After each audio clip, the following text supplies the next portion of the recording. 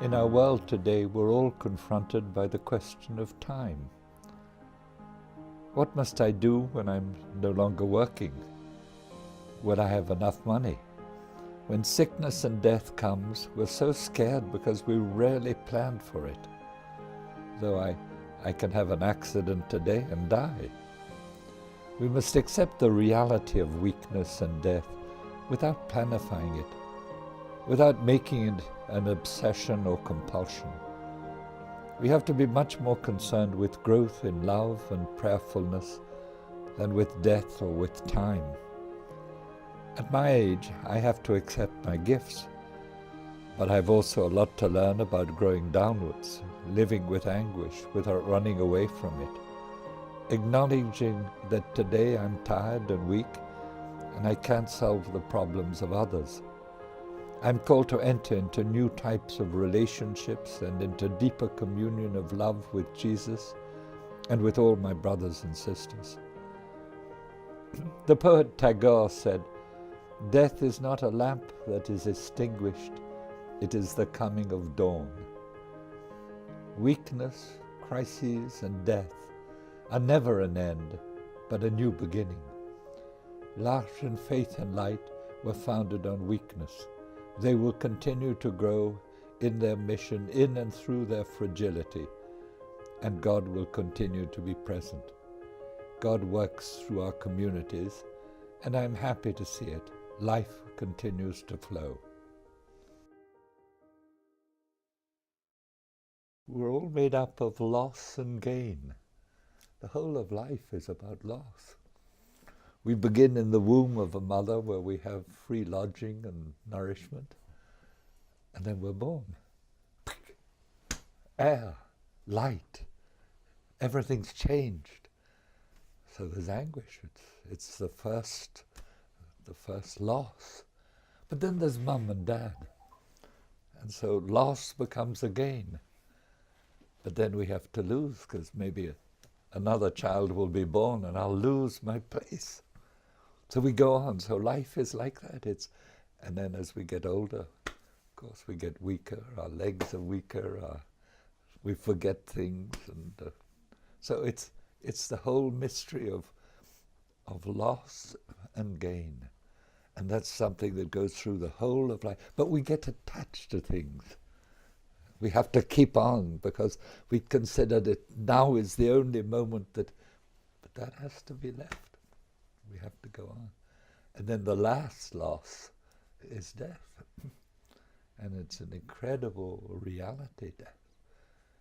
And then the discovery of, on the other side of the river, there's something else. And what is extraordinary is that in this flowing, we're continually searching for the more. Like the birds outside. I mean, beautiful birds, but they don't change from season to season. You know, they're stuck in what they've to do and they can do nothing else, but they have an idea of eternity with, continuation of the species, but that's all they have. But we human beings, we're a people of flowing, new ideas, new vision, and also wanting more. Because somewhere we're never satisfied with the now, with the finite. We want something which is infinite, not finite. And somewhere we're seeking more money, more this, more that, more friendships, more power, or maybe more meaning, or maybe more closeness to truth, or maybe getting closer to what is the most important thing inside of me, the discovery what it means, the inner voice or conscience, the discovery of what is the deepest thing in the human being. So there's this mystery of loss, movement, and one generation flows into another generation, and it'll go on. I mean, when I'm under the ground somewhere over there, others will be there, and it'll be flowing on, because there's a whole mystery of the evolution of humanity. as we meet people, as we discover things that are larger than ourselves, or as we listen to some of the great prophets of our time, somebody like Nelson Mandela. I mean, this guy, 28 years in prison, 22 in solitary confinement, 22 in hard labor, in the burning sun of Robben Island, breaking stones.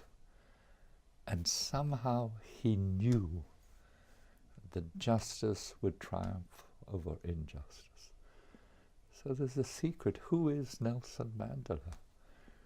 Where does it come from? But also others like Mahatma Gandhi. Mahatma Gandhi, it teaches something fantastic, that we mustn't respond to violence by violence. Why? Because it'll do harm to the other. We have to discover that the other is a human being, and that there are beautiful things in him. But he's got caught up in the desire for power. So somewhere we have to act in such a way that the other person becomes human, and is not just powerful and wanting more power, that the infinite is in the British Empire or whatever it was.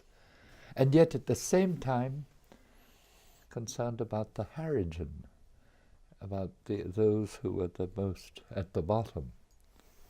And he called them Harijin, children of God.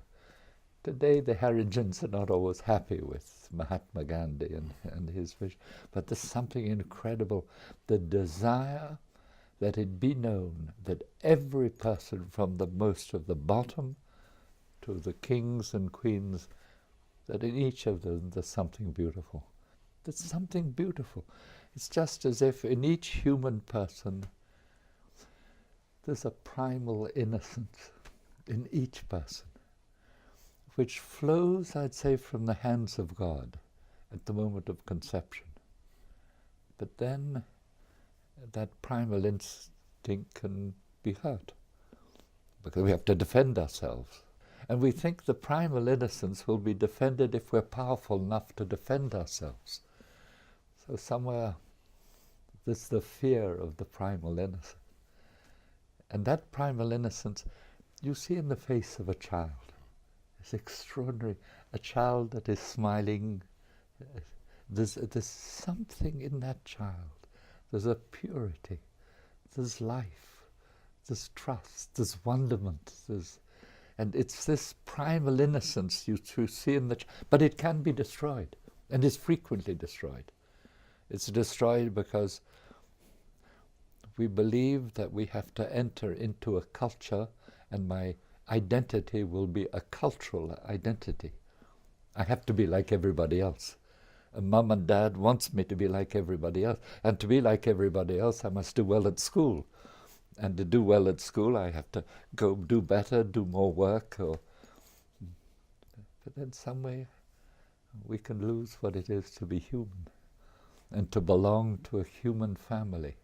We can get closed up in a culture and close ourselves up and wanting to have big stripes and glory, human glory, whatever it is. So it's as we begin to relate to people, we discover a little bit better who I am. And that takes time, because if it's relating to the different, I'll tell you a story that came out recently. It's in a book that called Tears Have No Color. And it's about an Israeli woman whose son David was killed by a Muslim sniper.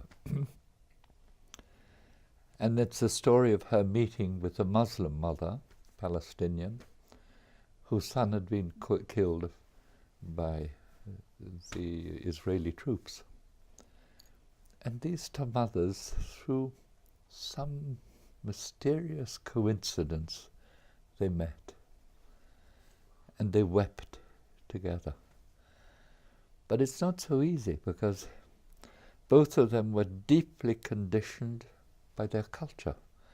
And in that culture, there was fear, maybe most important was fear, but then hatred and vengeance and all, I mean, all that story which is magnified by that wall which goes all the way around Israel and prevents. So these two women, it took time to go deeper than the culture, to discover the culture of what it means to be a human being. But then what happens is they become a little bit traitors to their own culture.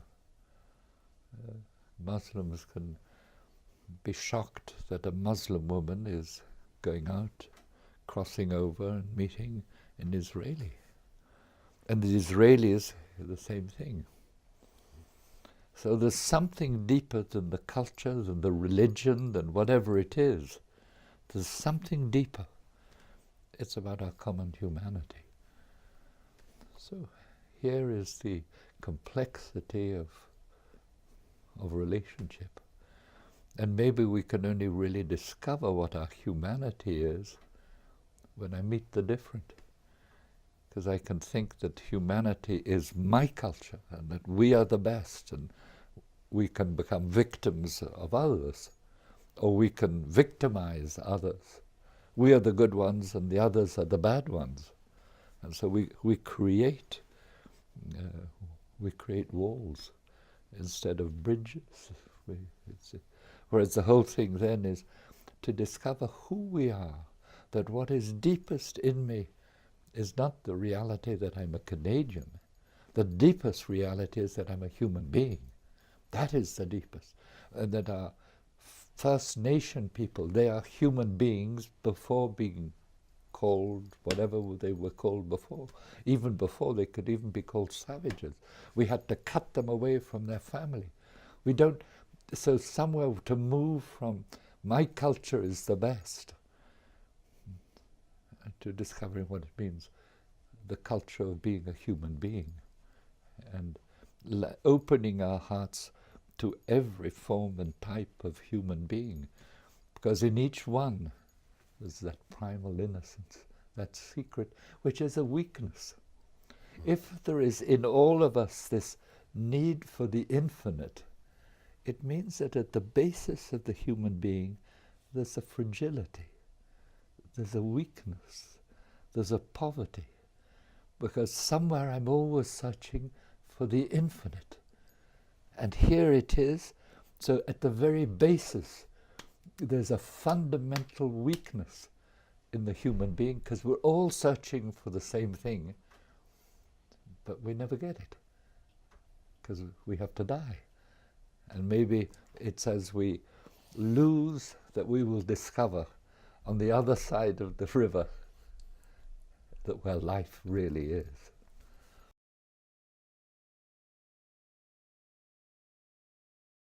When somebody meets me in the depth of my being, where I don't have to pretend that I'm better than others, there's a liberation.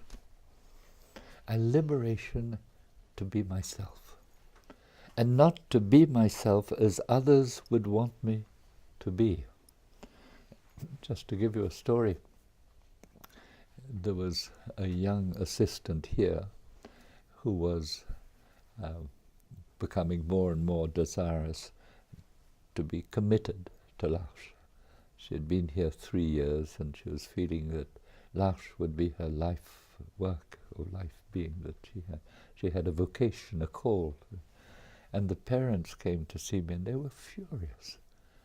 And they said, you know, she with all her diplomas, to spend her life with people like that, it's crazy. Because the family had a vision of her doing something big, having a family and they being good grandparents and all that sort of stuff. The gospel message is a bit crazy. It's love your enemies. Do good to those who hate you. It's a bit like Nelson Mandela. It's Mahatma Gandhi. And yet these are people who are not apparently followers of Jesus. So what's going on?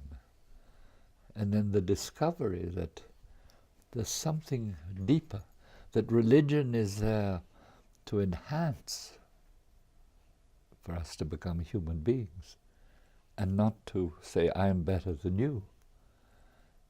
Not to change you, but to listen to you, to your story, and so that you can grow. So spirituality then is about getting close to people who've been rejected.